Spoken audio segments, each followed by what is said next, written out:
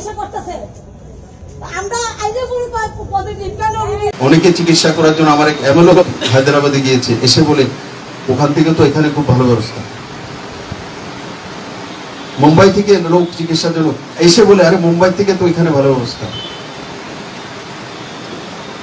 আমি আমার ত্রিপুরার বড়াই করছি না, বলে স্যার আপনি তো মুখ্যমন্ত্রী, তার জন্য বলবেন নিজের রাজ্যে সবকিছু ভালো। আসলে ভালো, আসলেই ভালো, বাস্তব। কিন্তু কিছু লোকের অভ্যাস হয়ে গেছে ত্রিপুরাকে বদনাম করা, চিৎকার করা।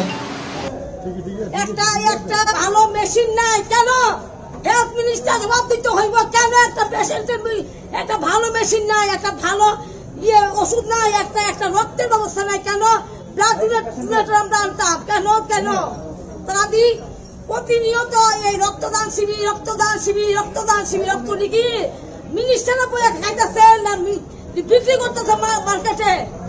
কোন আমি জবাব চাই হেলথ মিনিস্টারের কাছে যে প্রতিনিয়ত তারা রক্তদান শিবির, রক্তদান শিবির, এই রক্তটি কই যায় কেন? গরিবরা দেওয়া হয় না কেন? দেওয়া হয় না গরিবের গায়ে কেন? একটা ভালো মেশিন নাই। ঠিক আছে, টাকাটি ভাড়াইতেছে, এই টাকাটি কি তাহলে দিল্লি করুন লিগা, অট্টালিকা তুলুন লিগা, মানে দিল্লি অট্টালিকা তুলুন লিগা, আর উদয়পুর অট্টালিকা তুলুন লিগা।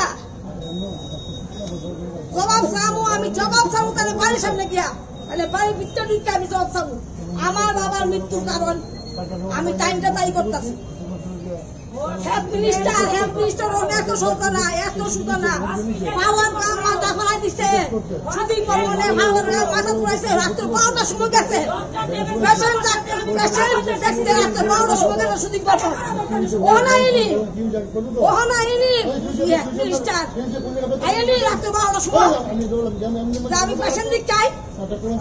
আমার আমার যন্ত্র করে, আমার করে, আমার অ্যাম্বুলেন্সের লিগে আমার রুগী মরতেছে, সব টাকা দিব।